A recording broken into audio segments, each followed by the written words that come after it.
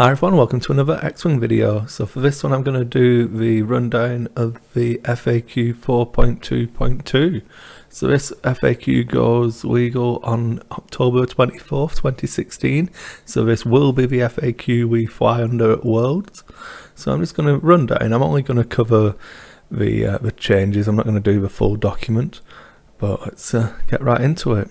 So first change we come to is the bomb tokens, and now cluster mines have been fixed in my opinion, that they now work on hits and crits, so they're now worth taking. I'm definitely going to step up to using cluster. Well, I think I'd already used cluster mines in the bombing list I was messing around with, just because I wanted to use all of the different templated action mines, but I'm really happy that they now work on crits as well, so that's a positive change.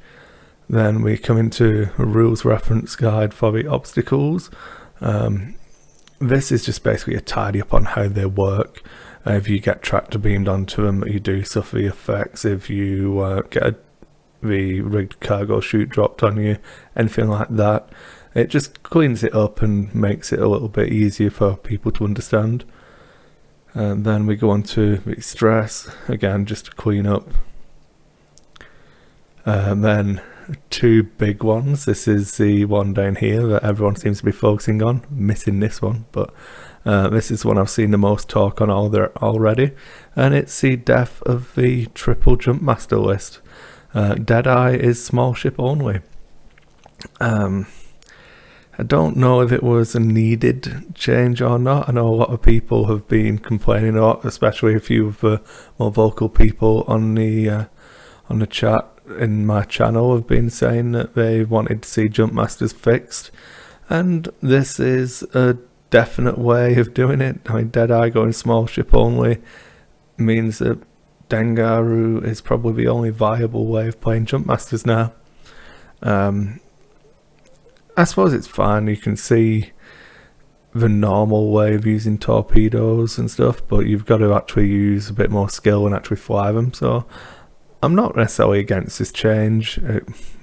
It's a bit late for me. I've already lost my games to triple jump master lists in store championships, so it's a bit late now, but all round it should be a positive change for a meta, I suppose. Then heavy seek interceptors.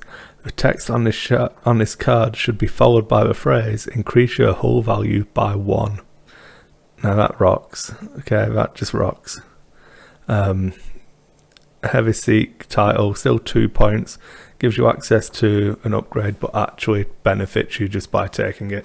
So the seek would be 3 hull, 1 shield now if you put the title on it. So awesome, well done Alex Davies, I love you. That's the best change I've seen for a long time. Stuff like this is definitely the way to go towards fixing the game, in my opinion.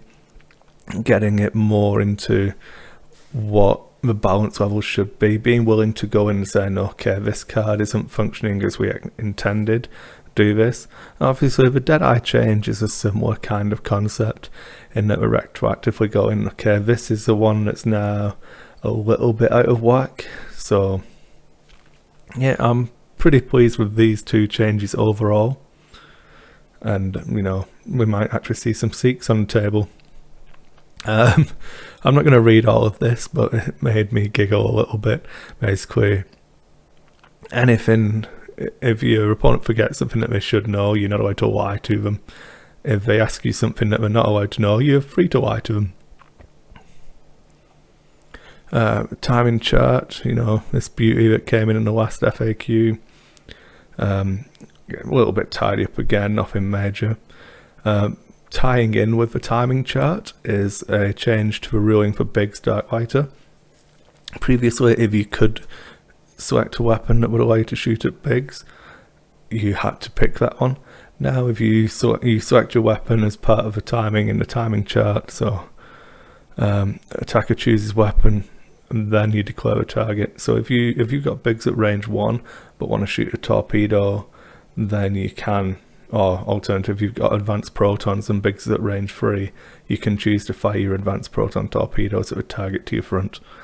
So that's a bit of a nerf for Biggs, but fits in well with the timing chart, and overall just cleans it up a little bit.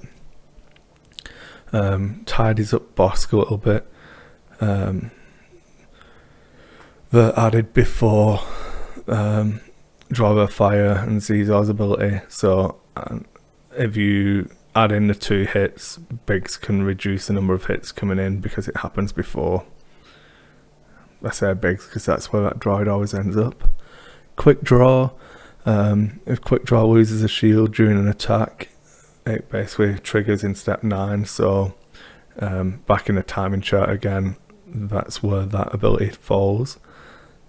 Advanced Slam just covers overlapping, a bit of a tidy up for a tiny mind link and Boba Fett, nothing major there.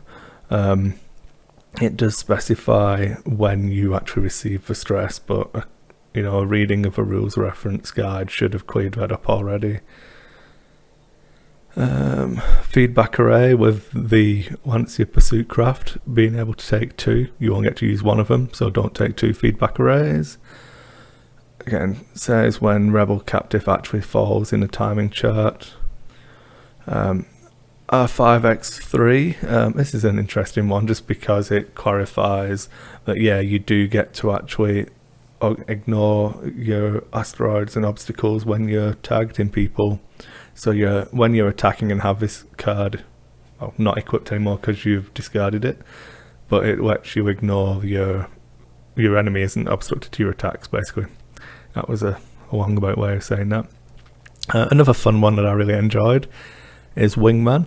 If Kal-Katarn crew is on the ship that has Wingman equipped, he gets to assign a focus token because it is the Wingman ship that is removing the stress. So that's an interesting one. There's got to be some synergies there. Rolling for so rolling dice and re-rolling are different things. Timing chart for an attack. It just clears up if you trigger an effect in step 9 which lets you do another attack, it doesn't cancel the step 9 for your opponent of the original attack. So that explains it pretty well. Give you a second to glimpse at it unless you're on your phone. And that's about it. So big winners and losers are both scum in this wave of FAQ changes. Jumpmaster's taking a massive hit and Seek's getting a massive boost. Seek the Tractor Beam now is well worth dropping into your list, see how it does. I don't know if I'll be taking any HLC Seeks, but that extra hull is going to make a bit of a difference. We actually feel like a viable platform now. I'm definitely going to try them out. Hopefully someone will have them on the table soon. I can record some games with them. But yeah, happy with the Heavy Seek Interceptor change, a really good job.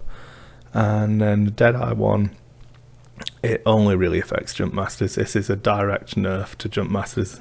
Don't take this as a change to Deadeye per se, it is a definite nerf to Jumpmasters. And then the custom mines I'm happy with as well. So overall, a nice clean FAQ, a good step coming into Worlds.